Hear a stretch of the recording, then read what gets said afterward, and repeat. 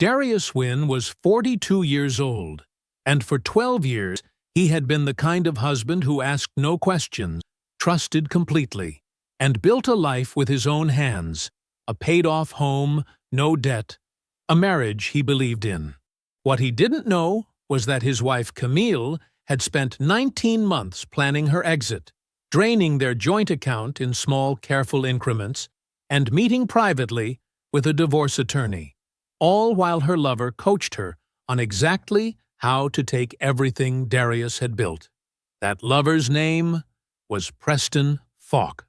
And Preston had decided that the fastest way to remove Darius from the equation was to show up at his front door on a Friday night with 3 large men, a fraudulent deed transferring the house to Camille, and 6 words, "You're going to sign this."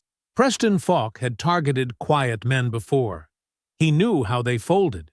What Preston did not know, what none of them knew, was what Darius had spent 12 years doing before he ever met Camille. And he was about to find out. Before we jump into the story, comment where in the world you are watching from, and subscribe, because tomorrow's story is one you need to hear. The coffee was still hot. Darius Wynn sat with the mug cradled in both hands, elbows on his knees, watching the dark breathe. 4:47 in the morning. The neighborhood was completely still. No cars, no voices, no dogs. Just the faint sound of wind moving through the oak trees that lined the back fence, and the distant hum of the city existing somewhere beyond all of it. He liked this hour. Always had. In the Navy, the hours before dawn had belonged to the mission, to the brief, to the final equipment check, and the last quiet moment before everything became noise and speed and consequence. He had learned to love those minutes, not because they were peaceful, but because they were honest.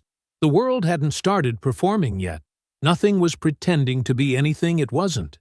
He still used the hour the same way, to think, to check, to be still in a way the rest of the day rarely allowed. His back porch faced east, and in a few hours the sun would clear the tree line and paint the yard in long golden panels. He had planned the deck furniture specifically for that. 2 chairs angled just right, a small table between them, sized for 2 mugs. He had built the rhythm of his mornings around the light, the same way he had built everything else in his life, intentionally, without waste, without needing anyone to notice. He set the mug on the armrest and reached for his phone, pulled up the camera application out of habit, and scrolled through the overnight footage the way another man might scan a news feed.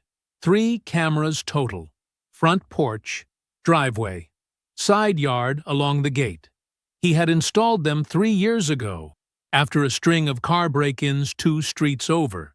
They had nothing to do with distrust. They were simply good information management. He watched the timestamps roll by. A raccoon at 2:11. A neighbor's cat along the fence at 3:40. Nothing else. Camille's car had been in the driveway all night. He noted that, filed it. He took another sip of coffee and let his eyes settle on the yard, the clean edges of the grass, the garden bed along the back fence that Camille had planted with marigolds 3 summers ago and still kept up every spring. He had built the raised beds for her one October weekend, measured twice, cut once, sealed the wood himself. She had seemed genuinely happy with them. He believed she had been. 12 years was a long time. He had met her at 29, just back from a deployment he didn't talk about. One that had started with 6 men and ended with 4, and those 2 missing people had left holes in him that didn't show on the outside, but took up permanent residence somewhere deep. He had come home quieter than he left, slower to speak, quicker to observe.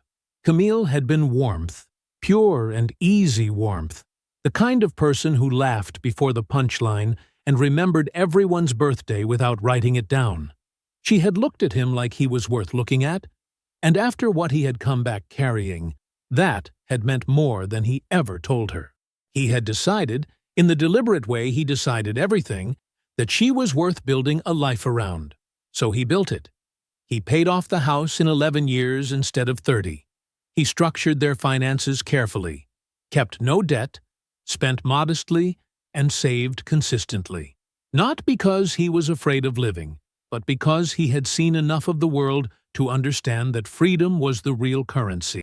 And freedom came from owing nothing to anyone. He had built a quiet life. A good one. He had believed they were in it together. But something had shifted. He couldn't point to a single moment. It was smaller than that. A collection of details that he noticed the way he noticed everything, without announcement. Camille coming home on a Tuesday, 40 minutes later than usual, with a story that was slightly too casual, slightly too smooth. A receipt in the kitchen for a restaurant he didn't recognize, for 2 people, on a night he had been home alone. A new perfume she had started wearing that she hadn't mentioned buying. A particular way she looked at her phone now, screen angled just slightly. The way people angled things they didn't want seen. He had not confronted her. That was not how he operated. When you moved too early, you got a lie. When you waited and watched and gathered the full picture, you got the truth. He had learned that lesson in places that did not forgive mistakes, and he had never forgotten it. He was watching. The back door opened, and she stepped out in her robe, pale blue, the one with the frayed left cuff she refused to replace because she said it was still good. Her hair was loose. Her smile was warm. She looked the way she had always looked in the mornings, soft and real and entirely at home in this life. "You're up early," she said. "You want eggs?" He looked at her. He smiled, full and easy, the smile she expected, the smile she had always gotten. "Yeah, baby," he said. "That sounds good." She went back inside. He turned back to the yard. His eyes were steady, quiet, already moving through the calculations she couldn't see and didn't know he had started. Roy's kitchen smelled like coffee and old wood, and the particular kind of quiet that settles into a house after decades of people living honestly inside it. The table was small, 4 chairs, oak, the kind of furniture built to last rather than to impress. A dish towel hung over the oven handle. A photograph of Roy and Marion on their wedding day sat in a frame on the windowsill above the sink, slightly tilted, the way things tilt in houses where no one is performing for guests. Darius sat across from his uncle with both hands wrapped around a mug and said nothing. Roy said nothing either. That was the thing about Roy. He had spent 30 years as a detective in a city that gave him every reason to talk too much, and instead he had learned that silence was the most useful tool in any room. He set his phone face up on the table between them and slid it forward without ceremony, without preamble, without a single word of introduction. Then he folded his hands and waited. Darius looked down at the phone. The photograph was clear. Good resolution. Roy had always been precise, even with the small things. The restaurant was upscale, candlelit, the kind of place with white tablecloths and wine glasses with long stems. Uptown Charlotte. The kind of establishment Darius had taken Camille to for their anniversary, because she liked the atmosphere, and he liked watching her enjoy it. In the photograph, Camille was leaning across the table. She was kissing a man in a blue blazer. Not a brush. Not ambiguous. She was leaning all the way across with purpose, one hand on the table for balance, and the man, tall, broad-shouldered, a certain kind of deliberate ease in how he occupied the chair, had his hand at her jaw. Darius looked at the photograph for a long time. He did not look away from it quickly, the way a man looks away from something that burns him. He looked at it, the way he had learned to look at everything difficult, steadily, completely, until he had absorbed every detail, and the detail had nowhere left to hide. The candle on the table between them, the wine, the way her shoulders were, the way she was not looking around to see who might be watching. She was not nervous. She was comfortable.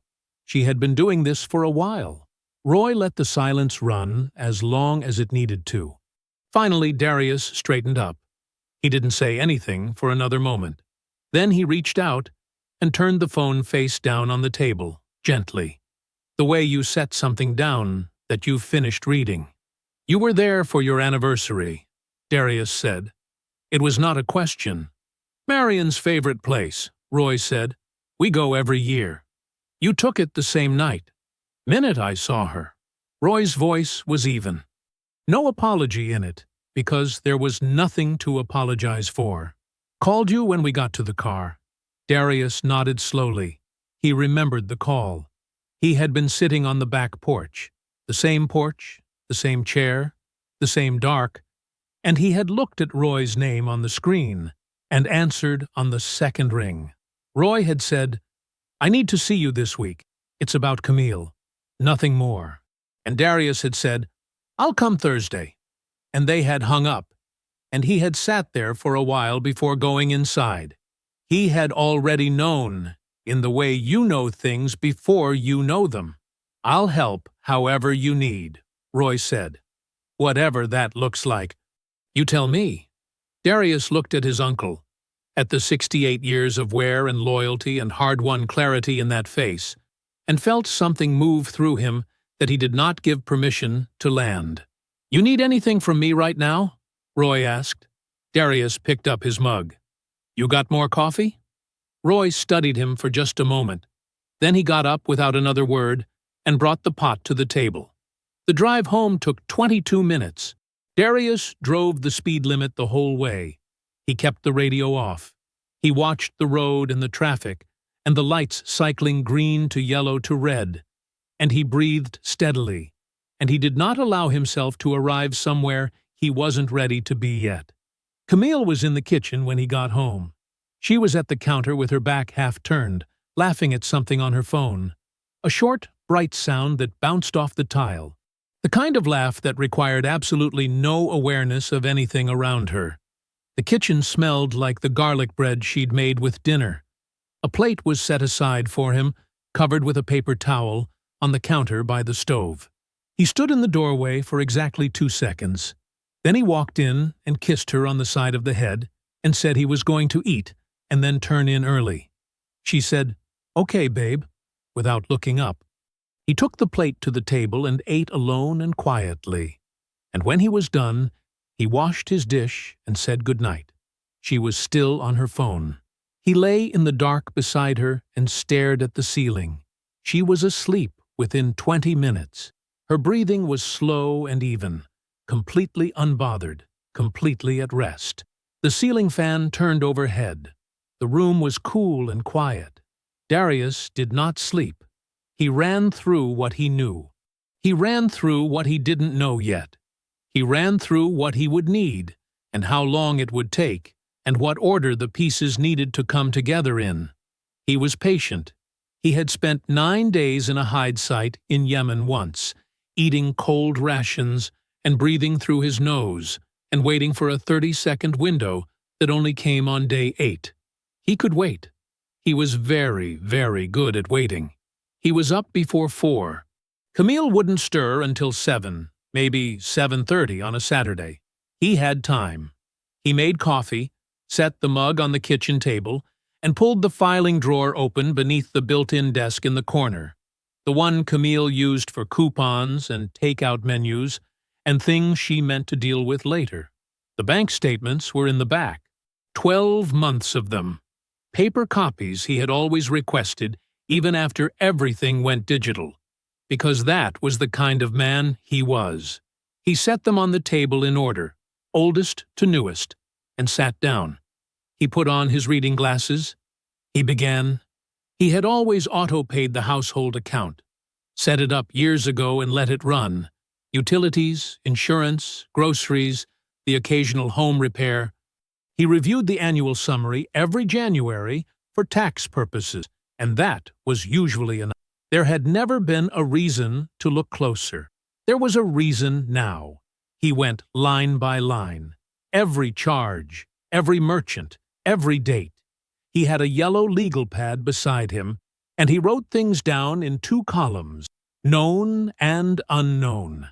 The known column filled fast. Grocery stores, the utility company, the gas station she always used, the pharmacy, the streaming service. Normal. Expected. The unknown column was slower, but it filled. A hotel in Asheville. $189. A Tuesday night in March. He remembered March. She had told him she was visiting a college friend. He had not thought about it again. He wrote it down. A restaurant in Greensboro. $94. A Friday in May. She had worked late that Friday. He had eaten leftovers and watched the game. He wrote it down. A boutique jewelry store in South Park. $217. The Saturday before his birthday.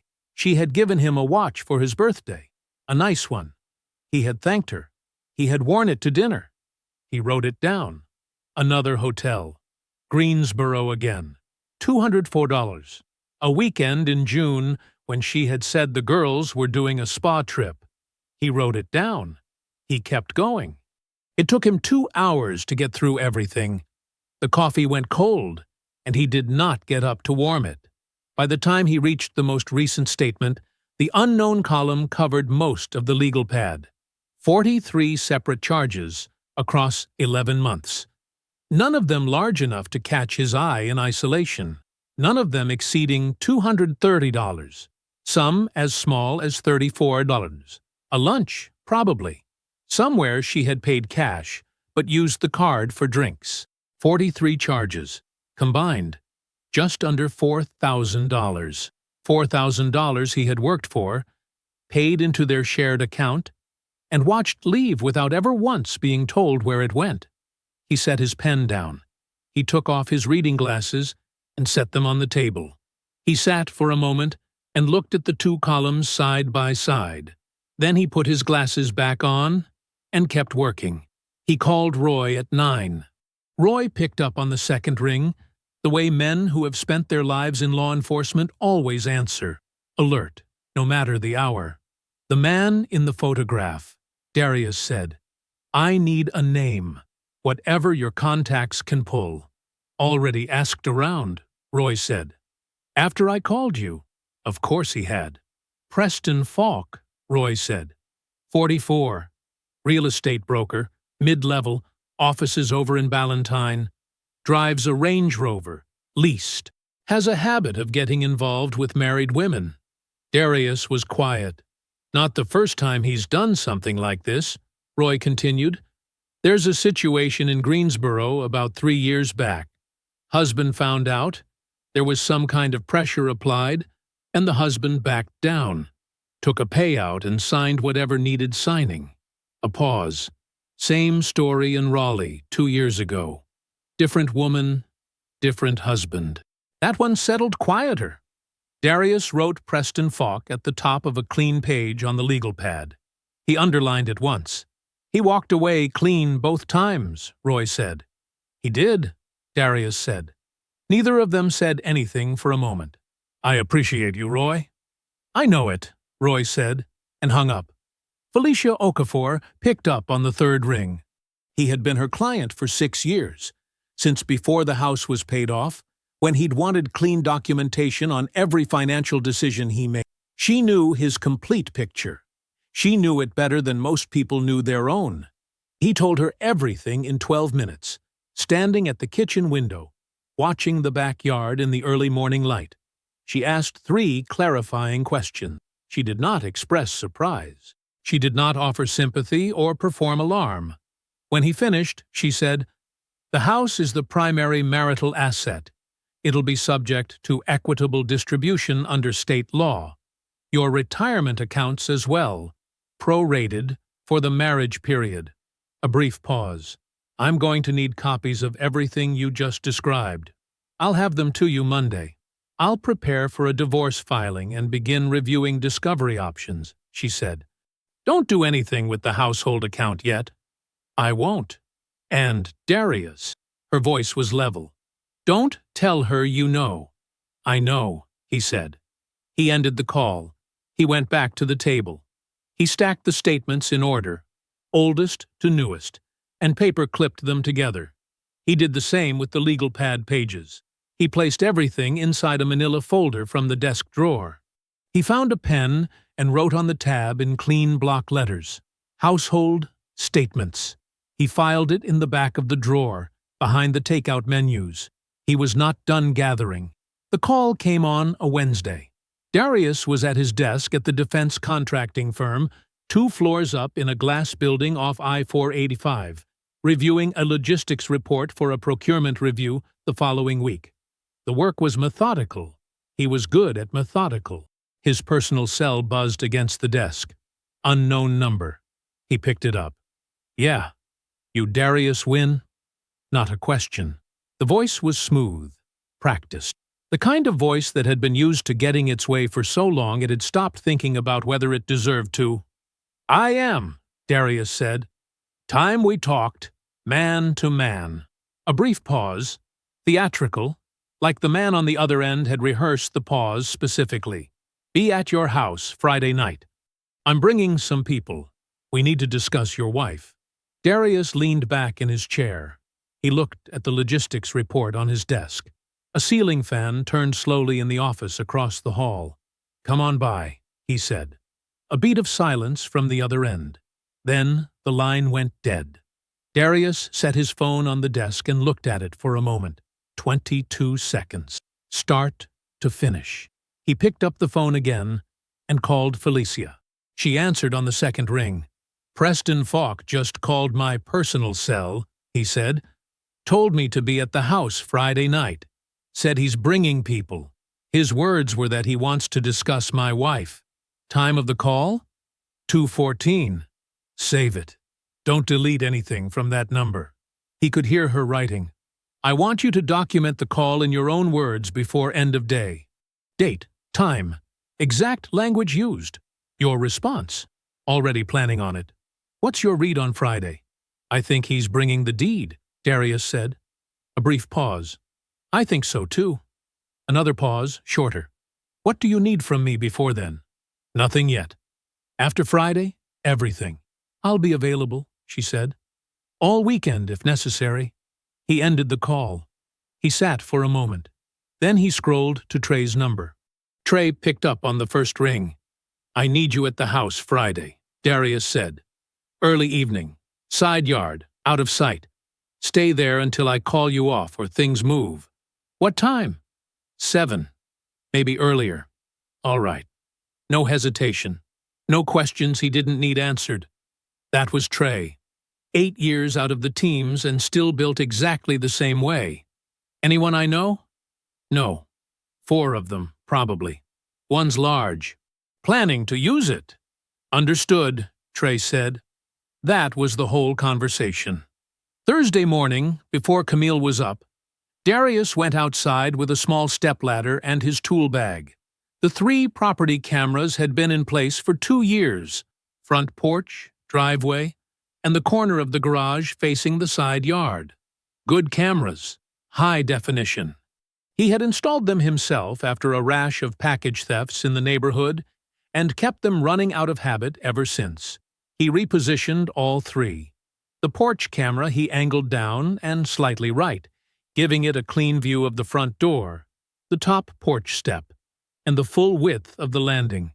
Anyone standing at that door would be captured face on, full frame. He checked the field of view on his phone, adjusted 2 degrees, checked again. The driveway camera he moved to the eave above the garage door, angling it to take in the full driveway approach from the street. Every vehicle, every person on foot, every plate. The side yard camera was the most important adjustment. He remounted it higher on the fence post, tilting it to cover the gap between the house and the shrub line where Trey would be positioned. He did not want Trey's presence in frame. He did not want any ambiguity about what the footage showed. When he was done, he pulled up all 3 feeds on his phone and walked the full front approach himself, from the street, up the driveway, to the porch, watching his own image move through each frame in sequence. Clean, complete, no dead angles. He went back inside. That afternoon he called a number he had not dialed in over a year. Marcus Webb, former NCIS. Good man. Sharp.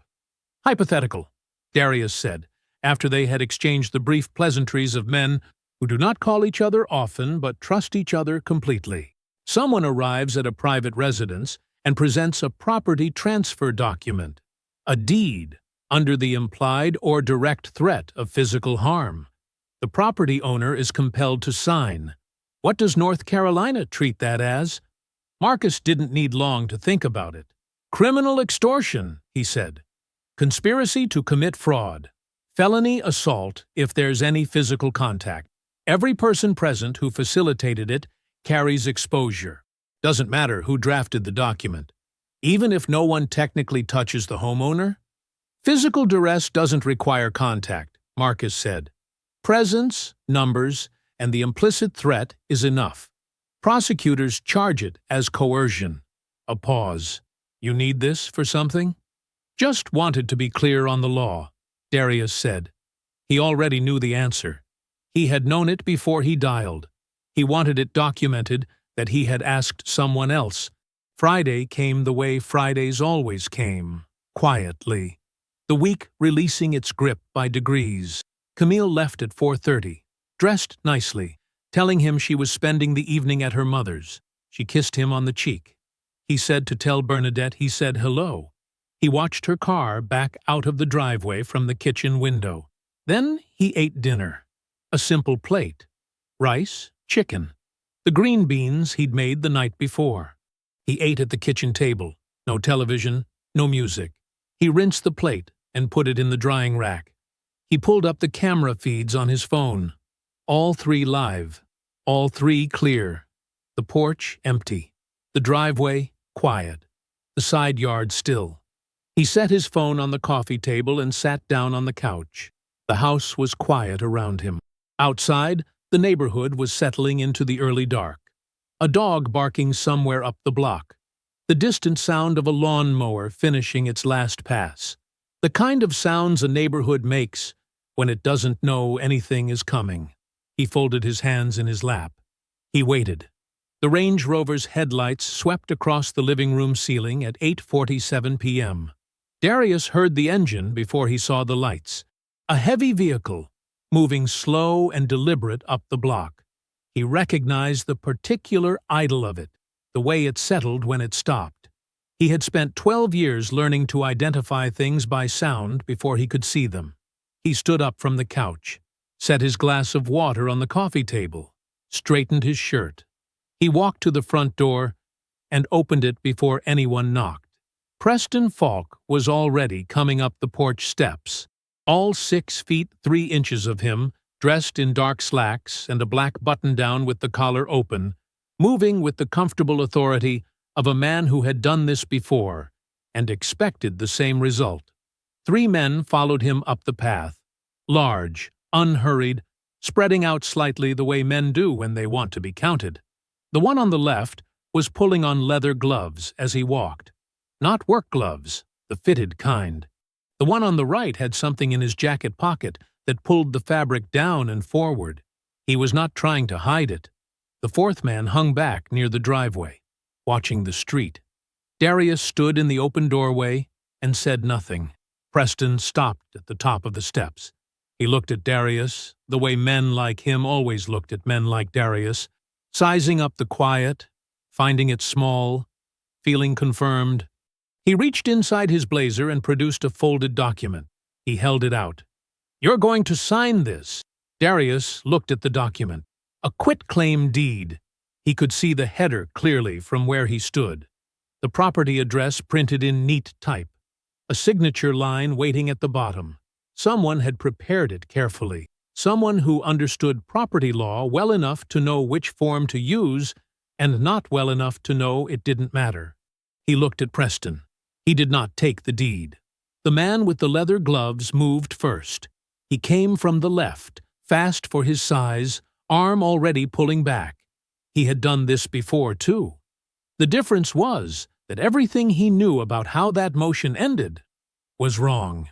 Darius stepped inside the swing, not away from it, into it, and the fist passed his ear close enough to feel the air. What happened next lasted 11 seconds by any honest count. The man with the gloves went down first, folded at the midsection and then at the knees. The man with the weighted pocket had time to reach for it and no time to use it. The third man, who had not yet committed to a direction, made the mistake of committing to one. Darius moved through all three of them the way water moves through a space, finding every opening, filling it, leaving nothing standing. He had not raised his voice. He was not breathing hard. He straightened his shirt again. Preston had not moved. He was still holding the deed, arm partially extended, frozen in the posture of a man whose plan had just stopped making sense. His eyes moved across the three men on the ground, one against the porch railing, one on his side on the steps, one sitting against the front of the house with both hands on his face, and came back to Darius. Trey stepped out of the side yard. He didn't say anything. He positioned himself between Preston and the driveway with the calm efficiency of a man taking a seat he had already reserved, and he stood there looking at Preston with an expression that contained no particular emotion. Preston looked at Trey, then back at Darius. Darius reached out and took the deed from Preston's hand. He did it gently, the way you take something from someone who should not be holding it. He looked at it once, folded it along its original crease, and stepped inside. He picked up his phone and dialed 911. "I need to report an assault and an attempted coerced property transfer," he said when the dispatcher answered. His voice was level, clear, the voice of a man giving a briefing. "4 men arrived at my residence and attempted to compel me under physical threat to sign a fraudulent deed. 3 of them initiated physical contact. All 4 are still on the premises. The incident was captured on 3 property cameras, high definition, audio-enabled." He gave the address. He described all 4 men. He noted the weighted object in the jacket pocket and the location of the deed in his hand. He was still on the call when Camille appeared in the hallway behind him. She had come through the back door, her key in the lock, her coat still on, her purse over one shoulder. She must have been close. She must have been waiting somewhere close. She looked past him through the open front door. She saw Preston on the porch. She saw the 2 men still on the ground, and the one against the railing. She saw Trey standing at the base of the steps. She saw the deed in Darius's hand. Her face moved through several expressions in quick succession. What it did not do was look surprised. It looked like a woman whose plan had just changed shape without her permission. There was calculation behind her eyes, cycling fast, trying to find the new version of the story. Her mouth opened slightly, and then closed. Darius watched her for a moment.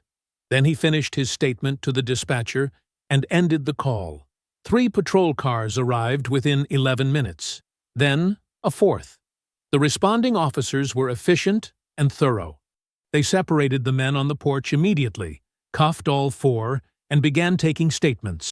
One officer found the weighted object in the jacket pocket, a dense rubber-coated sap, the kind designed to produce maximum result with minimal visibility, and bagged it. Another photographed the porch, the positions of the men, the landing. The lead officer was Wallace.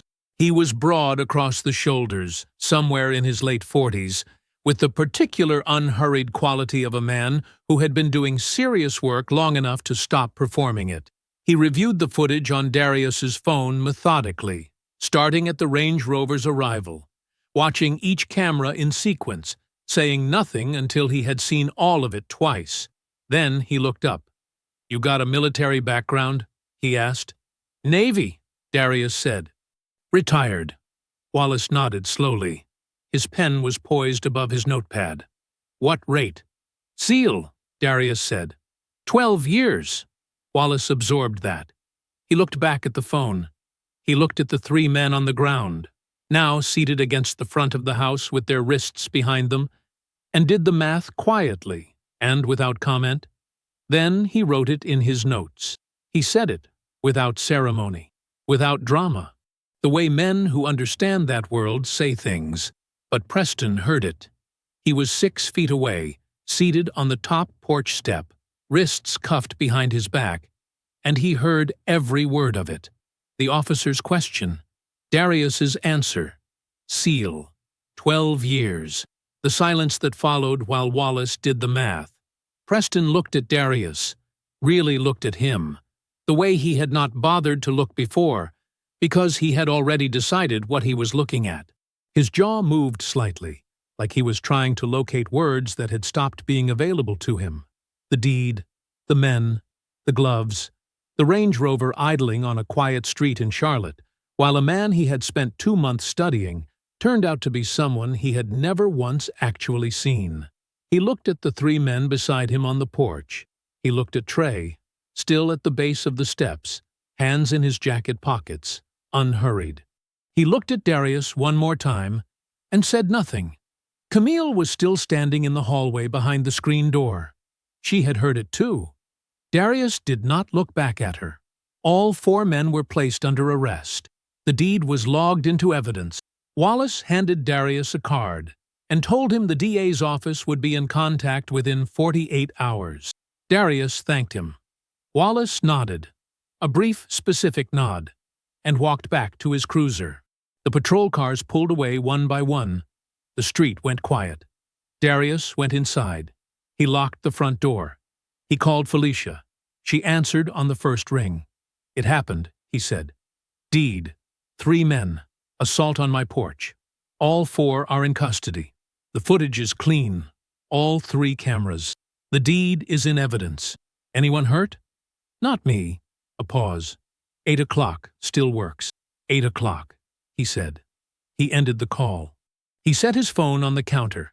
He went to the cabinet, took down a glass, and filled it with water from the tap. He stood at the kitchen window for a moment and drank it. The neighborhood was quiet outside, the kind of quiet that had no idea what had just moved through it. He rinsed the glass, put it in the drying rack. He walked down the hall to the bedroom, sat on the edge of the bed, and took off his shoes. He set them side by side on the floor, the way he always did. He lay down. He was asleep in under 4 minutes. Felicia Okafor's office was on the 4th floor of a building on South Tryon Street, clean and quiet, and exactly the kind of place where serious things got handled without drama. No art on the walls that wasn't a diploma, no clutter on the desk, just the things that mattered, arranged in the order they mattered. Darius arrived at 7:58. She was already at her desk when the receptionist brought him back, a manila folder open in front of her and a second one stacked beside it. She had reading glasses on. She took them off when he came in. "Sit down," she said. He sat. She did not ask how he was. That was one of the things he appreciated about Felicia. She had been his attorney for 6 years, and she had never once wasted his time asking questions that weren't useful. She opened the top folder and turned it to face him. "The deed is fraudulent on its face," she said. "Improperly executed, coerced under duress, which voids it automatically. But that's the least interesting part." She tapped a printed page near the top of the stack. The notary signature. "I ran it last night." Darius looked at the page. A name, a notary seal, a license number highlighted in yellow. "That notary is a professional contact of Preston's," Felicia said. "They have documented business history going back 4 years. That alone is enough for the DA to argue the deed was not some spontaneous idea Preston had on the way over." She paused. "But it gets more useful than that." She pulled the second folder and set it beside the first. Inside were 2 documents. Both had the same notary seal, highlighted in the same yellow marker. "Greensboro," she said, touching the first one. "Raleigh," she said, touching the second. Both connected to situations involving Preston Falk and married couples in the process of separating. Both involved property transfer documents that were later challenged. Both resolved before they reached a courtroom. She looked at Darius evenly. He has a method. He has used it before. And he has used the same notary each time, which means he has infrastructure. This is not a man who made a bad decision on a Friday night. This is a man who built a system. Darius looked at the two documents for a moment. "The DA," he said. "We'll want all of it," Felicia said. "What happened on your porch last night becomes a pattern of criminal conduct across multiple counties when it sits next to these two. That changes the charge exposure significantly." She closed the second folder.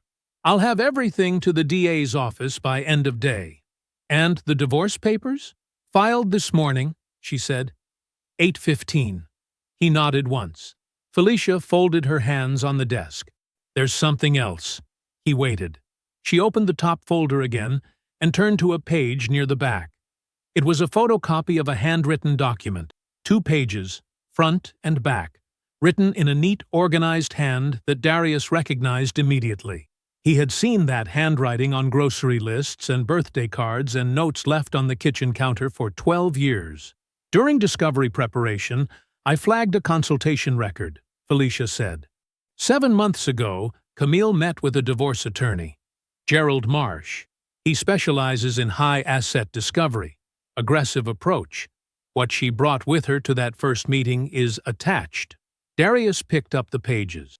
It was a list, detailed and organized, structured the way someone structures a document they have spent real time thinking about.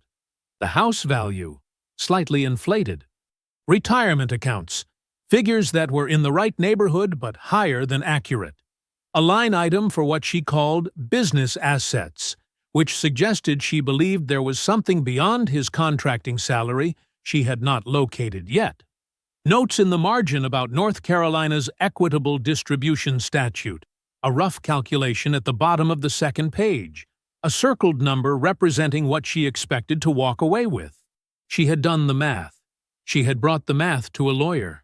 7 months ago. Darius read both pages slowly. He set them down on the desk. He sat with it for a moment, the way he sat with everything. Not reacting, just letting it settle into its true shape. "She wasn't leaving because she fell in love," he said. His voice was quiet and level. "She was leaving, on a schedule." Felicia said nothing. There was nothing to add to it. Darius looked up from the pages. "Full discovery," he said. "Everything. Phone records, account statements, correspondence, all of it." "Already started," she said. He stood. He buttoned his jacket. He reached across the desk and shook her hand the way he always did. Firm, brief, no ceremony. "I'll be in touch," he said. He walked out through the reception area, took the elevator down, and pushed through the glass door into the morning air on South Tryon. He crossed the parking lot to his truck and got in. He sat there for a moment with both hands on the wheel, not moving, looking at nothing in particular through the windshield. 7 months. She had been building a case against him for 7 months, sitting across from him at dinner, sleeping beside him, saying good morning, and be safe, and I love you, for 7 months. While a lawyer she had hired was waiting for documents she was quietly collecting. He started the truck. He had more to find. The phone records arrived on a Thursday. Felicia sent them over in a sealed envelope by courier, 4 inches thick, rubber-banded, with a yellow sticky note on the outside that said only, "Full recovery." 19 months. Call me after you read it. Darius picked the envelope up from the front porch at 6 in the evening. He set it on the kitchen counter. He made dinner, ate it at the table, washed his plate, and dried it. He put it away. He poured a glass of water. He sat down. Then he opened the envelope. The messages were organized chronologically. Earliest first. Felicia had flagged sections with colored tabs. Blue for financial coordination, red for legal strategy, yellow for everything else. The yellow tabs were the most numerous, by a wide margin. He started at the beginning. The first messages between Camille and Preston were 19 months ago, 3 months before Darius had noticed anything at all.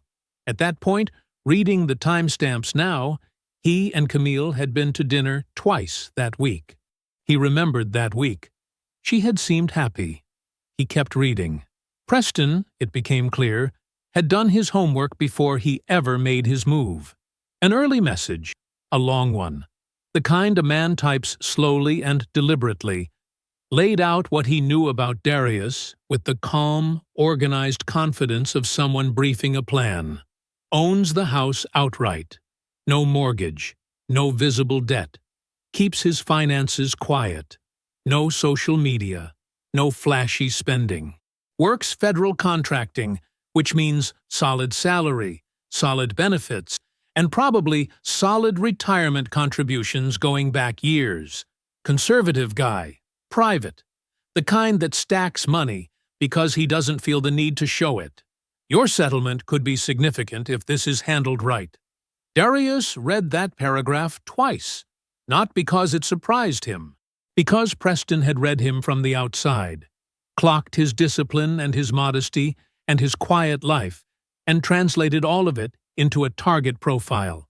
The things Darius had built deliberately, the life he had chosen on purpose, had been assessed for extraction value by a man who had never exchanged a single word with him. He turned the page. The coaching started in month 2. Preston walked Camille through which financial documents to photograph, tax returns, retirement statements, household account records.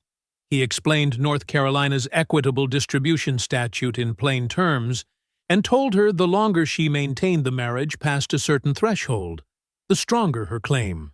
He told her exactly what to preserve and exactly what not to touch. Camille, in those messages, was not passive.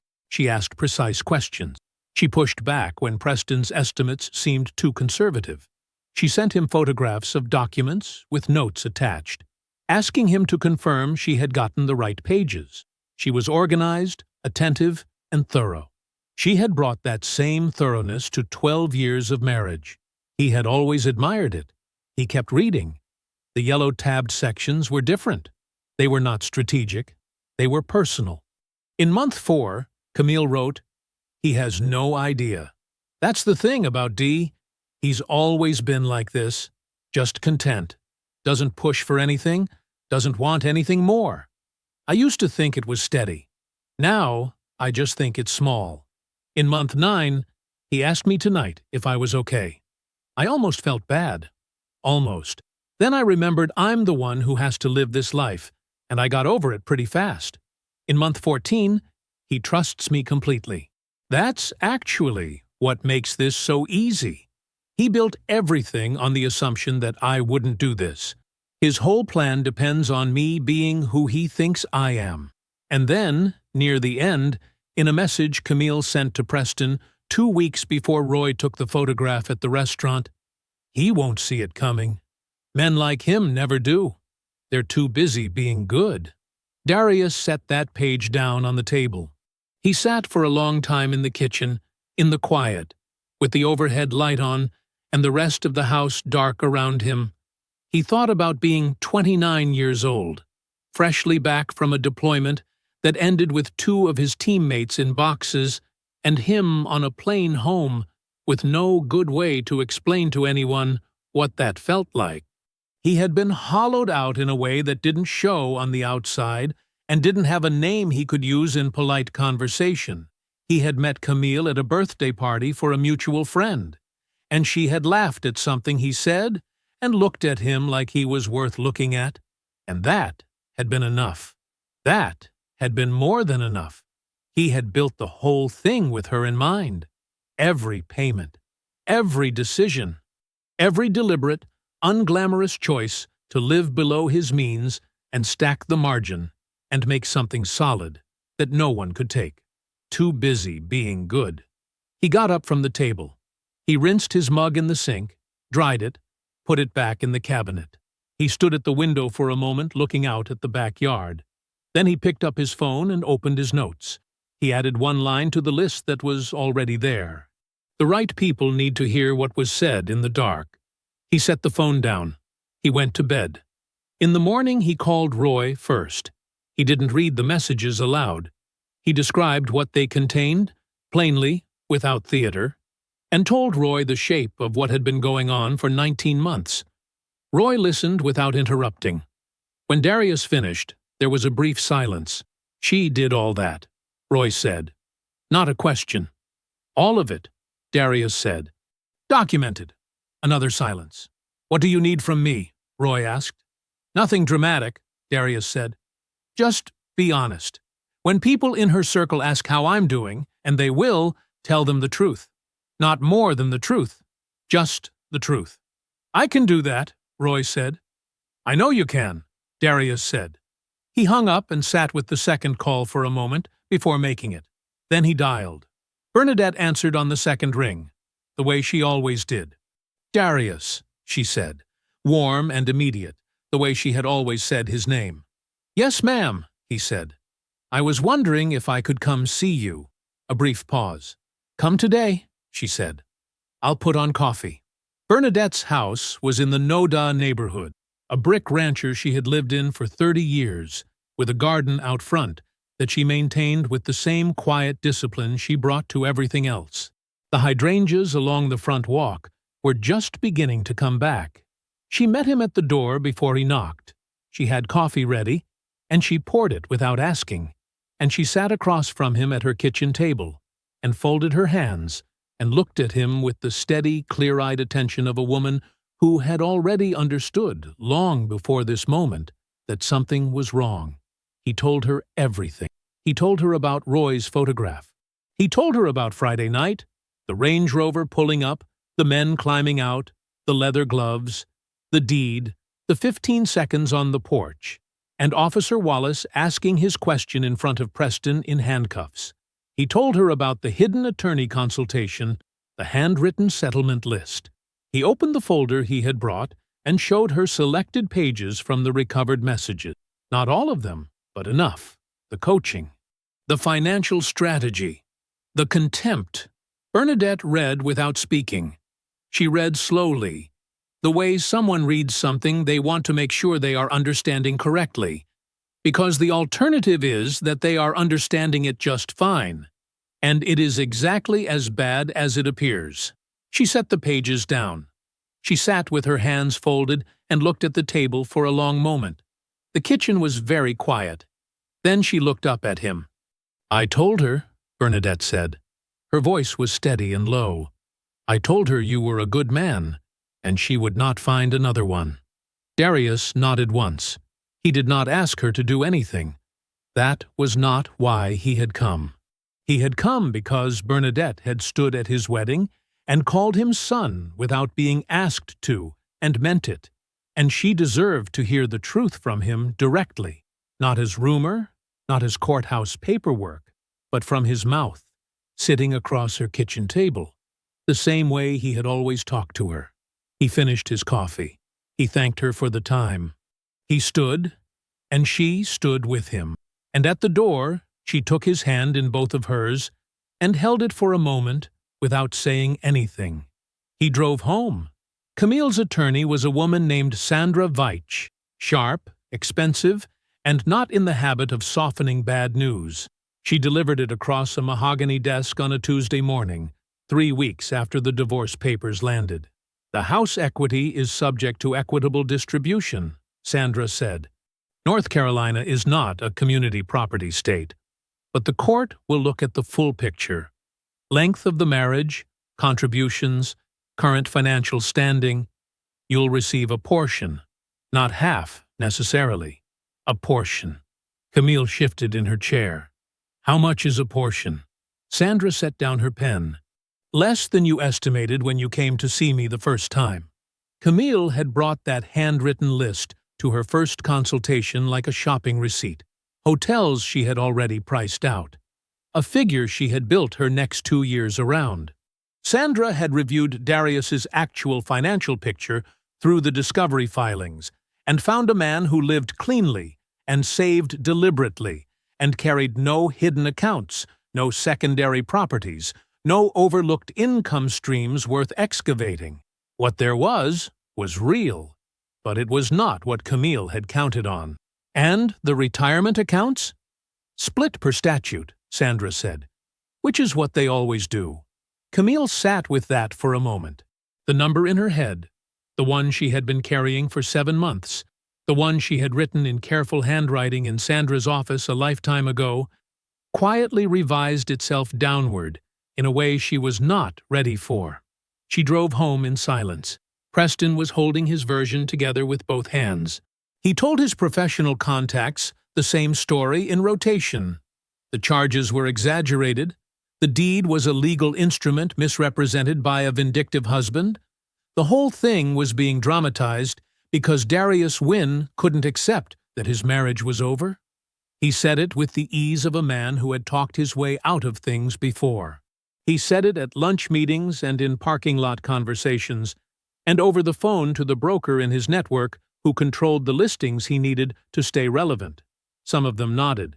Some of them seemed to believe him, at least initially.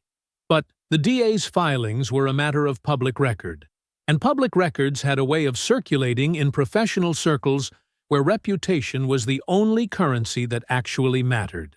By the fourth week, 2 colleagues had stopped returning his calls. A third told him plainly that he needed to let things settle before they talked business. The brokerage where he held his license issued a formal notice of inquiry. Nothing decided yet. But the notice existed now, and notices had a way of becoming things. He told Camille the situation was manageable. He believed it less each time he said it. The rooms were different. That was the only way Camille could describe it to herself, in the quiet of her apartment at night. The rooms were different when she walked into them. Her Aunt Gloria had called last Sunday, a call that lasted 4 minutes instead of the usual 20, with a particular careful quality to Gloria's voice, like a woman choosing each word the way you choose footing on uncertain ground. Her cousin Lena had seen her at the grocery store and smiled and kept moving.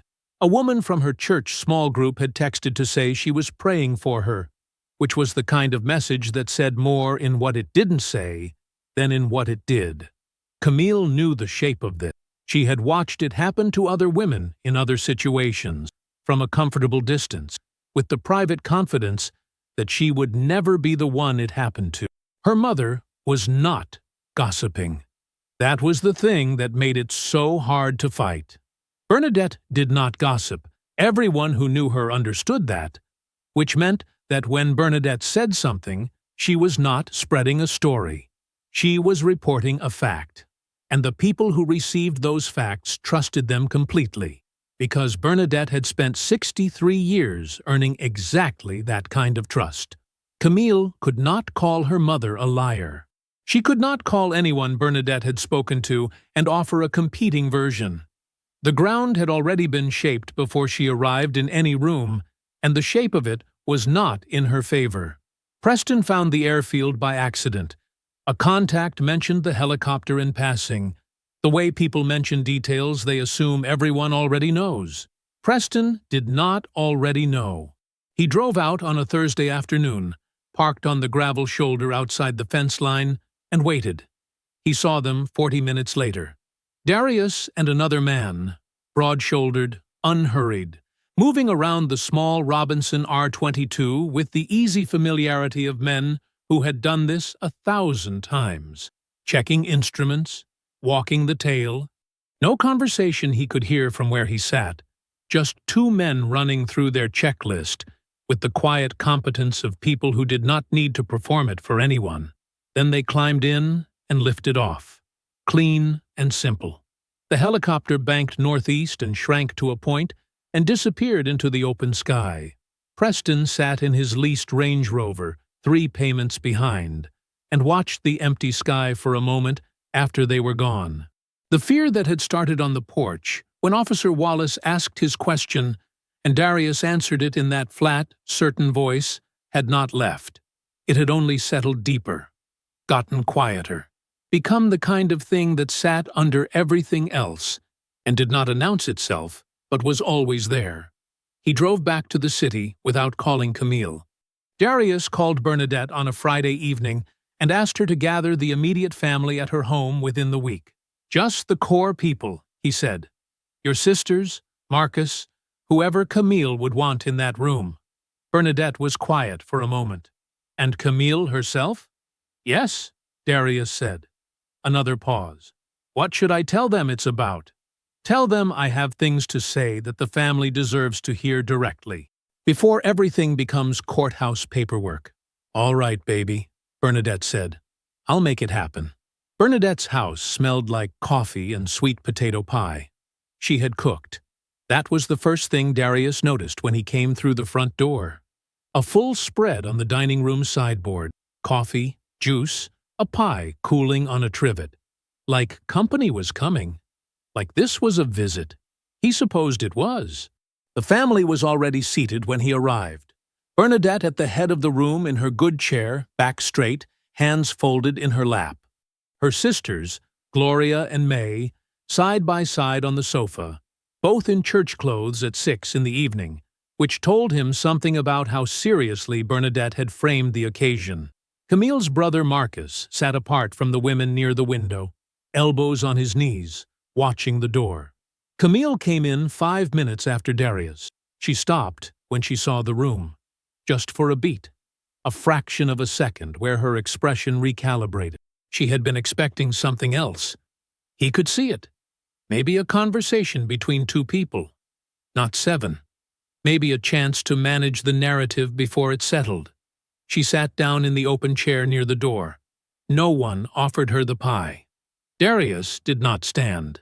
He sat with his folder on his knee and spoke in the same voice he used for everything.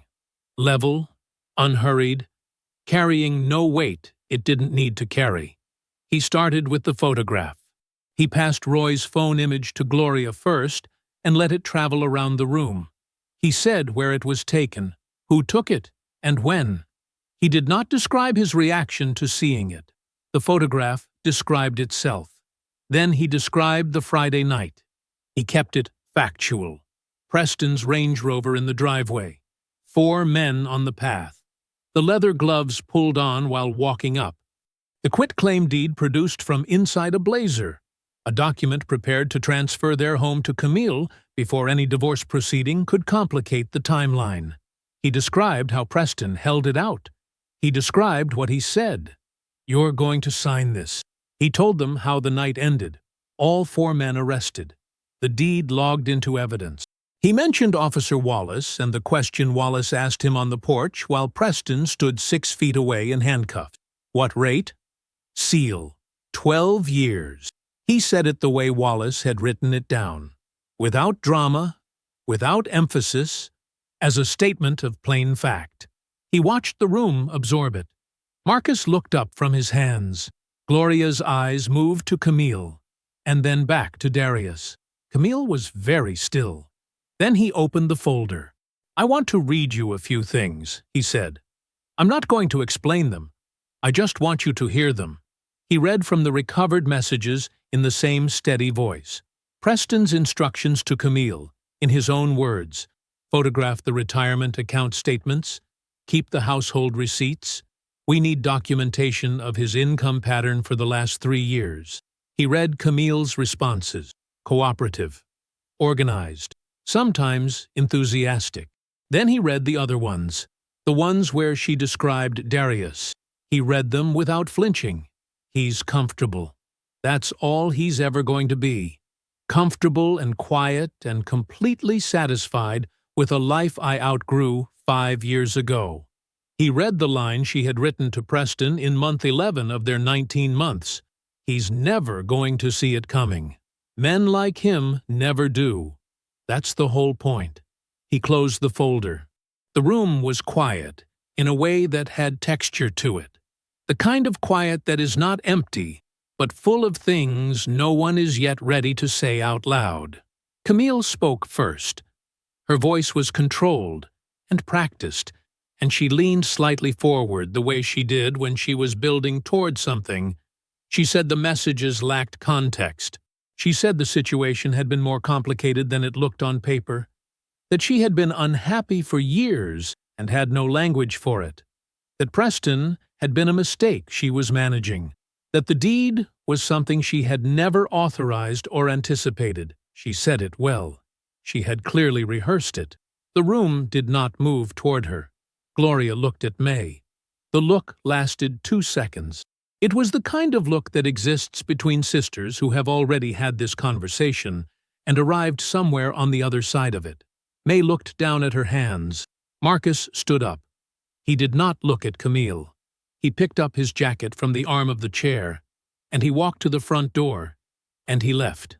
The door closed behind him. Not slammed, just closed, which was somehow worse. Camille watched her brother go. Something in her face broke open then. Not the practiced emotion of the prepared narrative, but something real and smaller and worse. Her hands came up to cover her mouth. Her shoulders dropped.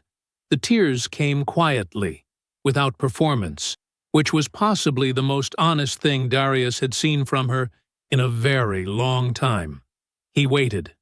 He let her cry until she was done. No one else spoke. Bernadette sat in her chair with her hands still folded, watching her daughter with an expression Darius had never seen on her face before. Not anger, not cold, but a grief so settled and specific it looked like it had been there for months, like she had already arrived at this moment before tonight and simply waited for the room to catch up. When Camille's breathing steadied, Darius spoke. "I didn't come here to hurt you," he said. Quiet, direct. "I came here because these people love you, and they deserve to know who they've been loving." He stood. He set the folder on the side table, leaving it there where it could stay. He crossed to Bernadette. She looked up at him and reached out and took his hand in both of hers. She held it for a moment, her grip firm and warm, the grip of a woman who had made a decision about what this moment required and was not going to waver from it. Then she let go. He said goodnight to Gloria and May. He walked to the front door and stepped out into the evening air, the neighborhood going blue and quiet around him, the first stars showing low in the east. He got in his truck and drove to the airfield. Trey was already there. He was doing pre-flight on the R-22, moving around the tail with a flashlight, unhurried. He did not look up when Darius parked, did not ask how it went. Darius climbed out of the truck and walked over and picked up the other side of the checklist without a word. They worked through it together in the gathering dark. By the time they climbed in, the sun was a thin orange line behind the tree line to the west. Trey brought the engine up and the rotors turned, and the ground fell away beneath them. The airfield, the road, the city spreading in every direction, all of it shrinking, all of it letting go. They flew northeast. No destination, just up and out and free. 14 months later, the deck was exactly as he had planned it. Wide enough for 2 chairs and a small table, facing east. Built over 3 weekends in October, when the air turned cool and the leaves came down in the backyard one at a time, slow and unhurried, like they weren't in any particular rush to go anywhere. He had laid every board himself, cut every angle, set every screw flush and level. Trey had come by the second weekend and worked alongside him without being asked, and they had not talked much, just built, and when it was done it was solid, in the way that things built carefully, and without shortcuts, tend to be solid. Darius sat in one of the 2 chairs now and watched the morning come in. The sky went from gray to the color of copper, to something pale and clean that didn't have a name he knew. The neighborhood was still asleep.